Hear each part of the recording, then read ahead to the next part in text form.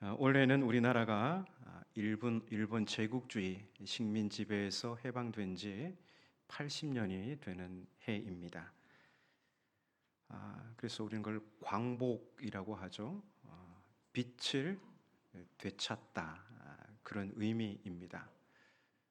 우리나라가 되찾은 빛, 그것은 영토이고 또 국권입니다. 그러나 그게 전부는 아니겠죠.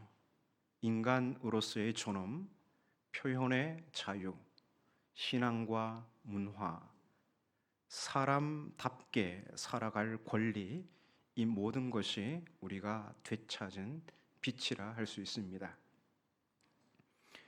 이 복음서의 배경이 되는 그 이스라엘 땅, 그 당시 이스라엘도 로마 제국의 식민 지배 아래 살고 있었습니다.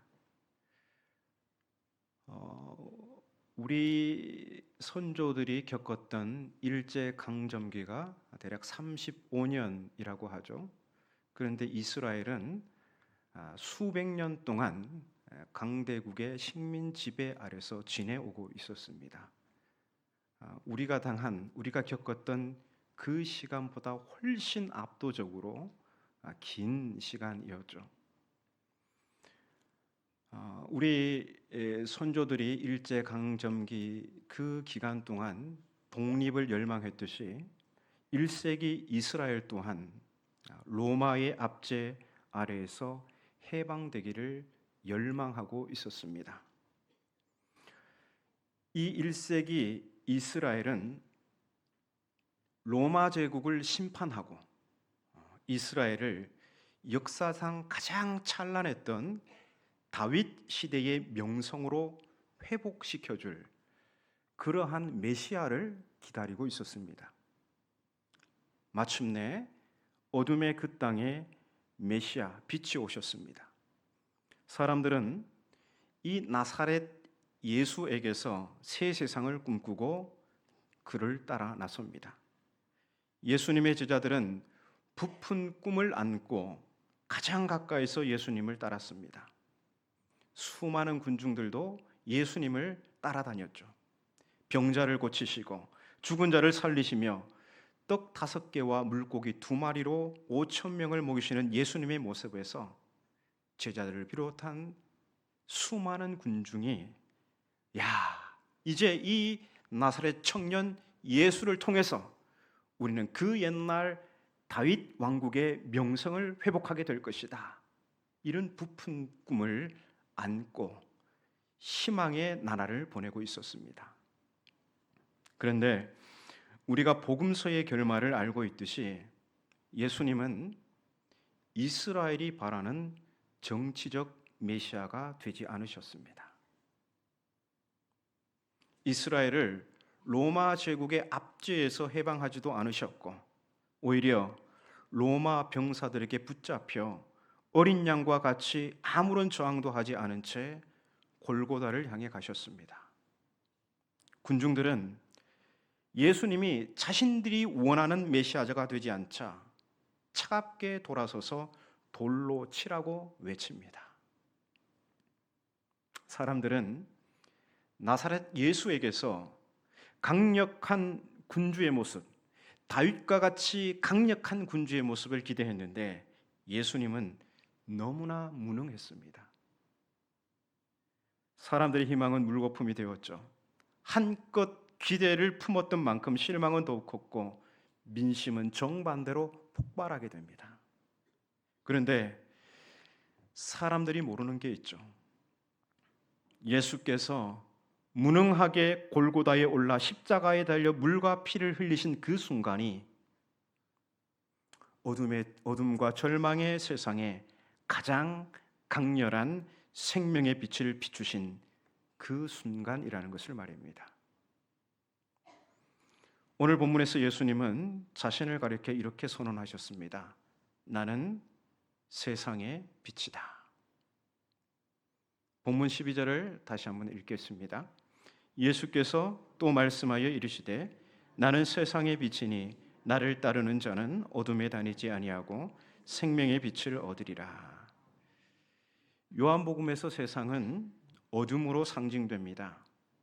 빛이 없으니 세상은 생명으로 가는 길을 잃었고 그래서 절망 가운데 있다는 것이죠.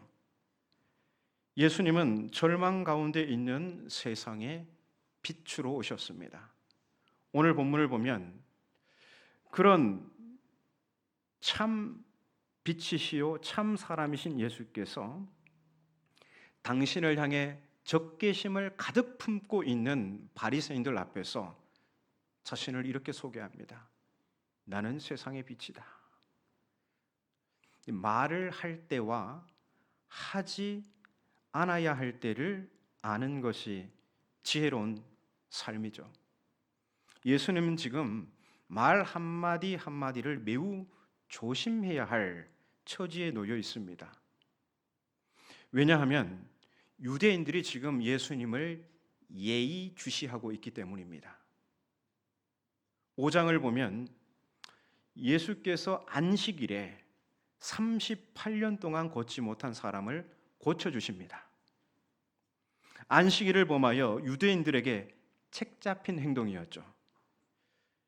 게다가 예수님은 하나님을 가리켜 자기의 친아버지라 하시고 자기 자신을 가리켜 그 하나님의 아들이라고 하십니다.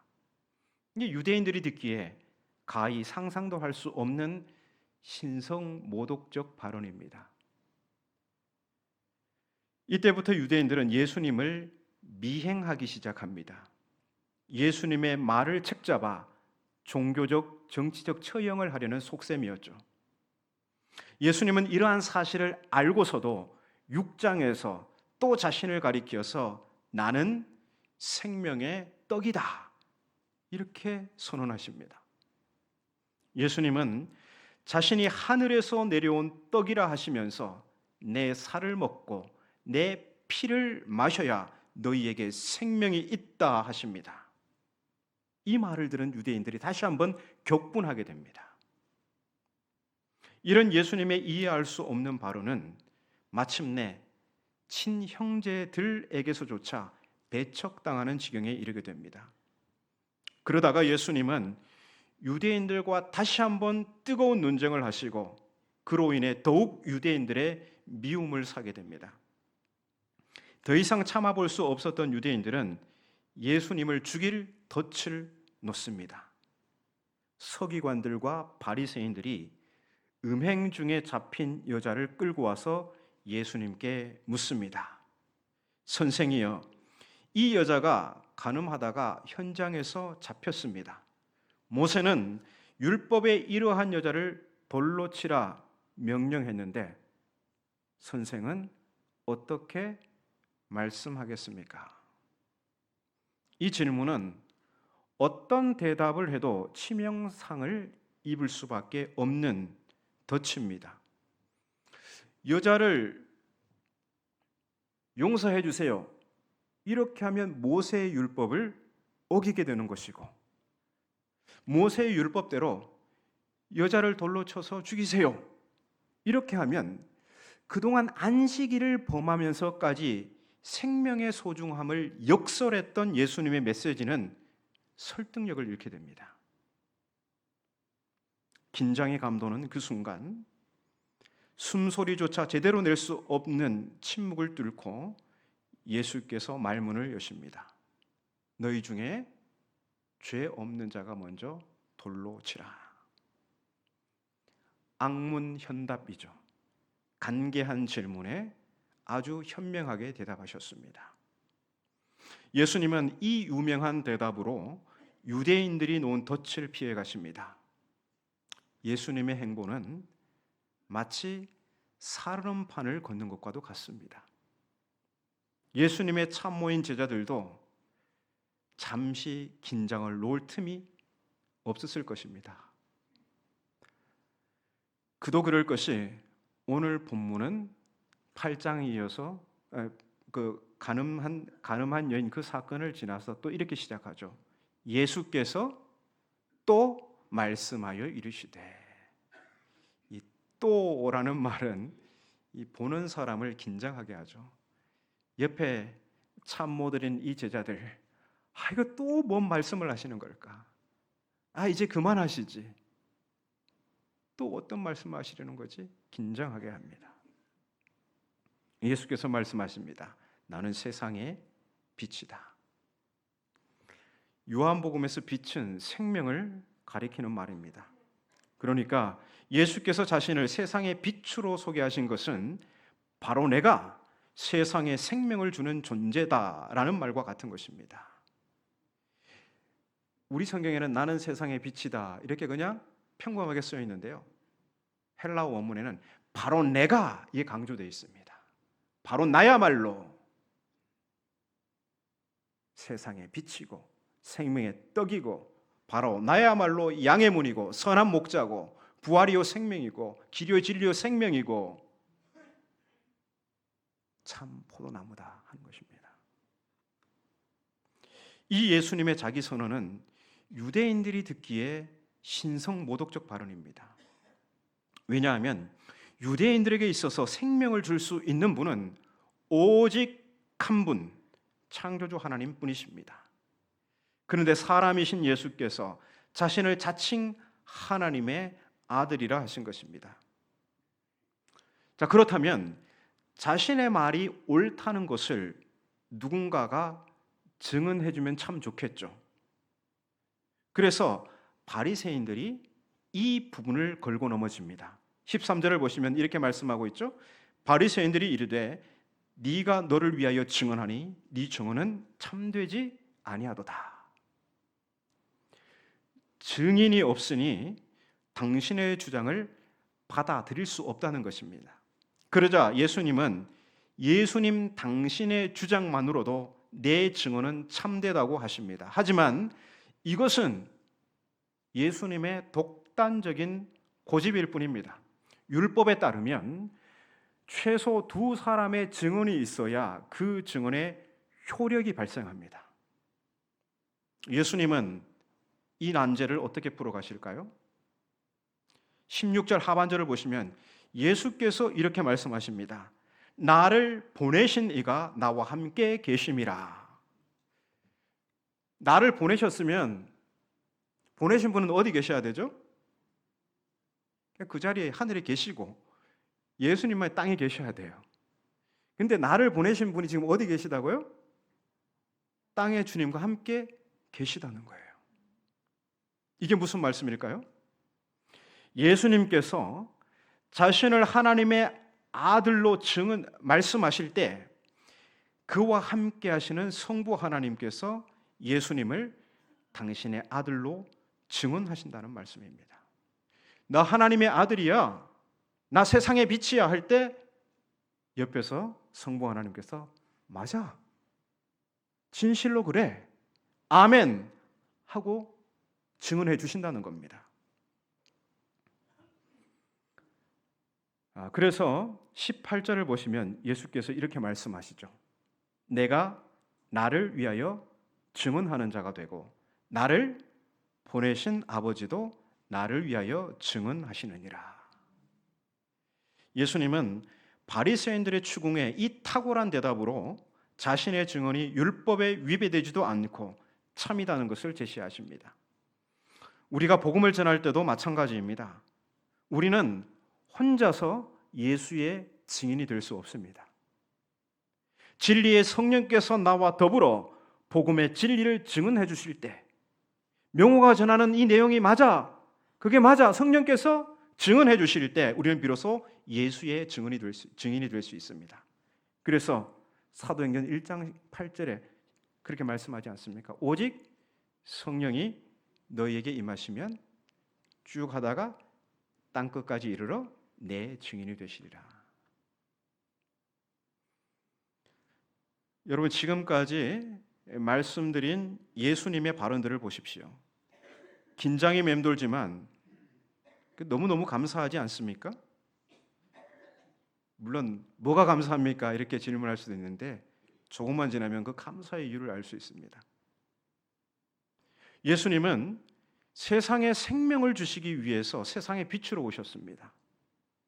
어둠의 권세에 묶여 예수님을 죽이려는 유대인들의 위협에도 예수님은 자기에게서 발광되는, 발광이 뭡니까? 빛이 비치는 거 아닙니까? 예수님 자기에게서 발광되는 이 생명의 빛을 유대인들의 위협에도 꺼뜨리지 않으셨습니다. 예수님이 이 생명의 빛을 꺼뜨리는 순간 예수님은 안전합니다. 그런데 예수님께서 이 생명의 빛을 계속해서 발광하시고 또 발광하시는 그 순간 예수님은 계속해서 죽음의 위협에 놓이게 됩니다. 예수님은 말씀하시고 또 행동하시면서 더욱 자기 안에 있는 생명의 빛을 이 땅 가운데 비추셨습니다. 그런데 보십시오. 이 빛은 어둠에 신음하는 백성들에게는 생명이요 소망이지만 정작 예수님 자신에게는 죽음을 향해 급속히 타내려가는 초와 같은 것입니다. 예수께서 빛을 비추실수록 예수님은 점점 더 죽음의 궁지로 스스로를 몰아가십니다. 나는 생명의 떡이야. 나는 세상의 빛이야. 나는 양의 문이야. 나는 선한 목자야. 나는 부활이야. 생명이야. 나는 길이요 진리요 생명이야. 나는 참 포도나무야 하면서 사람들을 먹이시고 고치시고 살리실수록 예수님은 자신을 점점 더 죽음의 궁지로 몰아가십니다.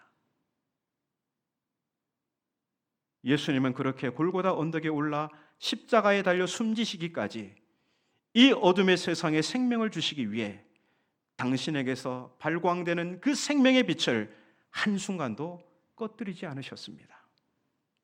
이게 얼마나 감사한 일입니까? 오늘 우리에게 이 생명의 빛, 예수 그리스도가 있습니까? 여러분에게 이 생명의 빛, 예수 그리스도가 진정 있으십니까?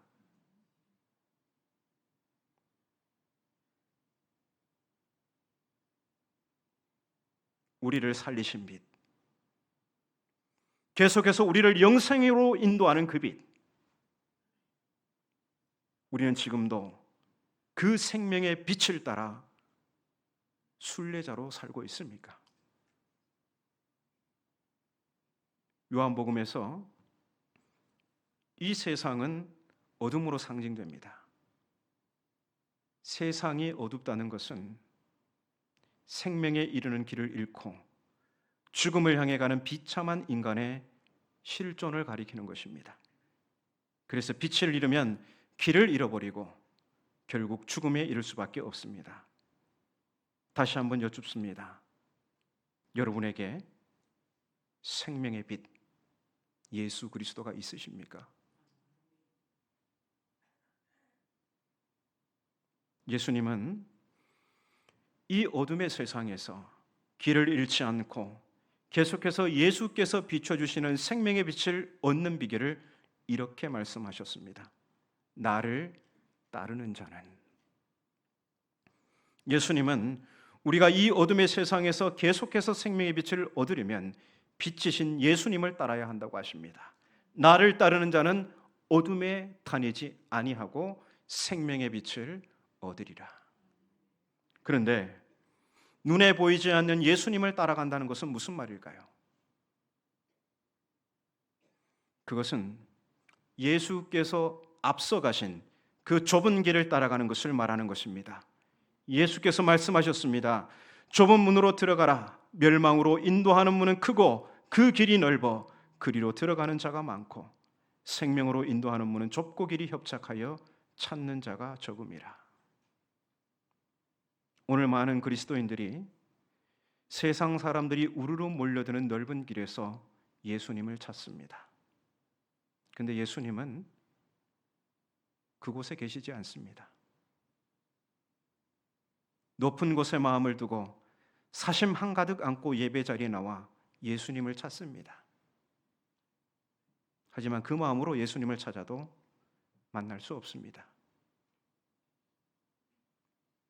예수님은 가난한 심령을 가진 성도, 이 어두운 세상에서도 좁은 길을 묵묵히 걸어가는 순례자들과 함께 하시고 그들에게 생명의 빛을 비추십니다.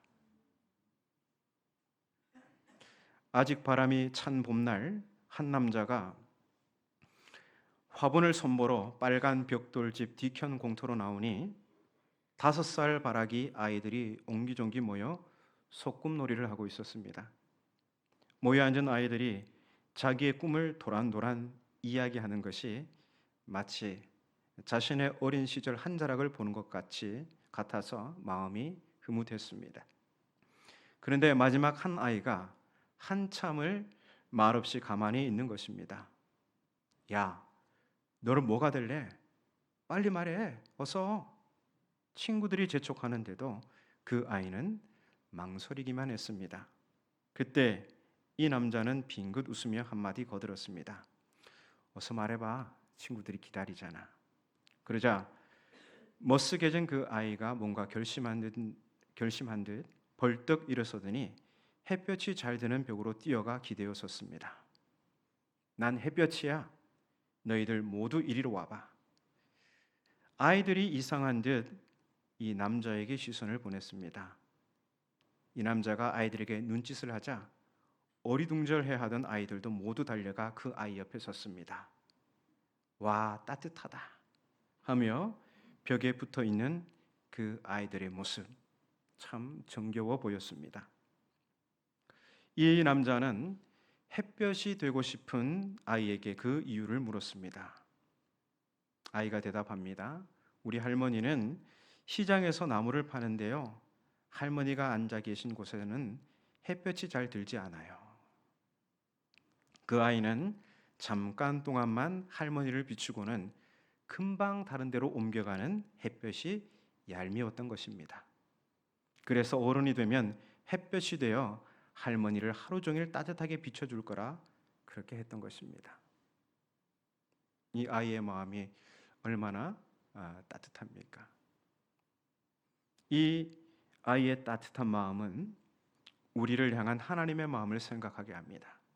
하나님은 그늘진 땅에서 고통 가운데 신음하며 소망 없이 살아가는 우리를 보시고 우리를 위해 햇볕이 되고 싶으셨습니다. 우리에게 생명의 빛을 주고 싶으셨습니다. 그래서 사람의 몸을 입고 빛으로 우리 가운데 오신 것입니다. 그리고 그 예수님이 우리에게 말씀하십니다. 나는 세상의 빛이다. 이제 우리의 선택은 두 가지입니다. 예수님을 따라가며 생명의 빛을 얻을 것인가? 내가 가던 길을 고집하며 죽음을 향해 갈 것인가? 생명으로 인도하는 좁은 길을 갈 것인가? 당장 눈앞에 좋지만 결국 멸망으로 인도하는 넓은 길을 갈 것인가? 여러분, 예수님을 따르는 길은 좁은 길입니다. 하지만 그 길로 들어서야 생명의 빛을 얻으며 골고다를 경유해서 마침내 영광에 이를 수 있습니다. 넓은 길은 당장에 좋아 보입니다. 화려한 빛들도 많습니다. 그러나 그 길은 골고다 행이 아닙니다. 영광이라는 종착점은 골고다를 반드시 경유해야 도달할 수 있습니다. 다시 말해서 십자가 없는 영광 없다는 것입니다. 그저 되는 거 없습니다. 편리함만 추구한다고 뭐가 되겠습니까?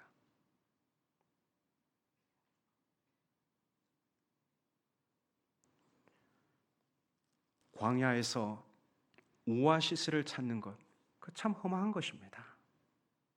광야 이스라엘이 구름 기둥과 불 기둥을 따라가야 가나안에 이르듯 우리는 참 빛을 따라야 영광의 소망에 도달할 수 없습니다.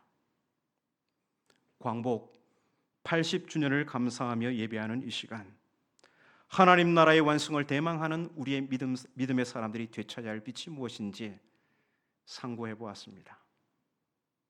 우리가 되찾아야 할 빛, 우리로 어둠 속에 다니지 아니하고 생명의 길로 안내하는 그 빛은 오직 예수 그리스도이십니다. 그 예수 그리스도를 따라 좁은 길로 담대히 들어가십시오. 골고다를 경유하십시오. 그래야 반드시 영광의 소망에 우리는 도달할 수 있습니다. 예수님은 이렇게 말씀하십니다. 나는 세상의 빛이니 나를 따르는 자는 어둠에 다니지 아니하고 생명의 빛을 얻으리라.